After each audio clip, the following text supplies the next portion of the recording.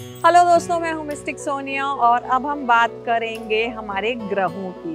मैंने पिछले कुछ वीडियोस में बहुत सारे इंटरेस्टिंग एस्पेक्ट्स बताए हैं आपको प्लैनेट्स के, और आज जिस प्लैनेट की बात हम करेंगे वो है केतु। अब केतु को हम कैसे समझ सकते हैं, आम भाषा में केतु क्या रिप्रेजेंट करता है, हमारे घर परिवार में केतु कैसे रिप्रेजेंट करता है, उसको अच्छा करने के लिए, उसको बैलेंस करने के लिए हम क्या कर सकते हैं, ये सब हम आज इस वीडियो में डिस्कस करेंगे। केतु बेसिकली आपका एक ऐसा प्लैनेट है जिसका फिजिकल फॉर्म नहीं है, ठीक है। केतु जो है हम यूजुअली एसोसिएट करते हैं मोक्ष से। ये भी कहते हैं कि केतु कुंडली में जहाँ पे भी बैठा है ना, वो केतु जो है हमको उस भाव से अलग करने के लिए आया है, यानी कि रिलीज करने के लिए आया है, हमें मोक्ष देने के लिए आया है।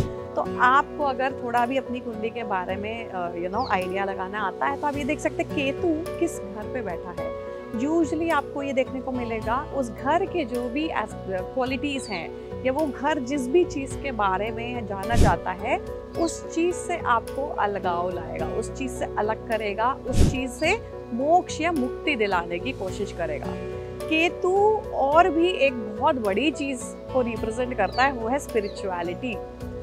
जो भी अच्छे एस्ट्रोलॉजर्स या स्पिरिचुअल हीलर्स आपने देखे होंगे, वो जब बड़े बनते हैं, जब भी सीखते हैं, जब इस फील्ड में आते हैं ना, उनका केतु ज़रूर एक्टिव होता है, because Ketu is the very very prominent reason why someone gets into spirituality और एस्ट्रोलॉजी। तो ये बेसिकली हीलिंग और मोक्ष का एक बड़ा कारक माना जाता है। इसीलिए हम ये कहते हैं कि जो लोग भी इस विद्या को पढ़ाते हैं या सीखते हैं, वो एक तरीके से मोक्ष की प्राप्ति के लिए होती है। चाहे आप दूसरों की मदद करके उसको करें, या खुद सीख के करें, या आप ऐसे कोई काम करें जो आपको लिबरेट करते हैं, आपकी सोल को लिबरेट करता है केतु, ठीक है। अब हम ये समझते हैं जो ये केतु है, अगर हमारी कुंडली में कोई भी ऐसी दिक्कत है जो केतु की वजह से आ रही है, काफ़ी सारी चीज़ें हैं जो केतु से आपको हो सकती हैं, जो नेगेटिव हो सकती हैं, जैसे मैंने बोला ये बिछड़ाव, अलगाव का कारक है।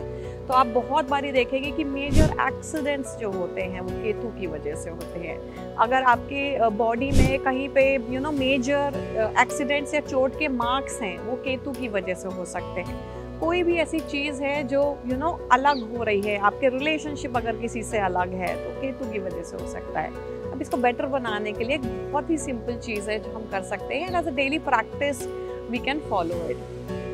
स्ट्रीट डॉग्स को फीड कराएं, स्पेशली स्ट्रीट डॉग जो ब्राउन कलर के हों या brown and white mix colour के जो होते हैं, अगर आप उनको डेली एक प्रैक्टिस बना लेते हैं ना कि आपको डॉग्स को फीड कराना है, बट मीठी चीज़ से फीड मत कराइएगा उनको। कोई भी बिस्किट अगर आप ऑफर करते हैं, कुछ भी ऑफर करते हैं, it should not be sweet in nature. Plain हो सकता है, ब्लैंड हो सकता है, वो अगर आप खिलाते हैं डॉग्स को तो आपके केतु को स्ट्रेंथन करता है। और भी बहुत सी रेमेडी हैं, आप उसमें काफ़ी सारे स्टोन्स भी पहन सकते हैं, लहसुनियाँ पहन सकते हैं, बट ये जो मैं रेमेडीज आपको बताती हूँ ना, हमेशा वो ऐसी हैं कि कोई भी इंसान कर सकता है, कभी भी कर सकता है, कोई एक्स्ट्रा खर्चा या पैसा या कुछ इन्वॉल्व नहीं है। It's just about making that remedy a part of your life और making that practice a part of your life. पर कभी भी आप जो भी रेमेडी मैं आपको बताती हूँ, रेमेडी आप तभी फॉलो करिए जब आप किसी भी प्रैक्टिस्ड एस्ट्रोलॉजर से कंसल्ट नहीं कर लेते। उसके बिना रेमेडी फॉलो कभी भी मत किया करिए।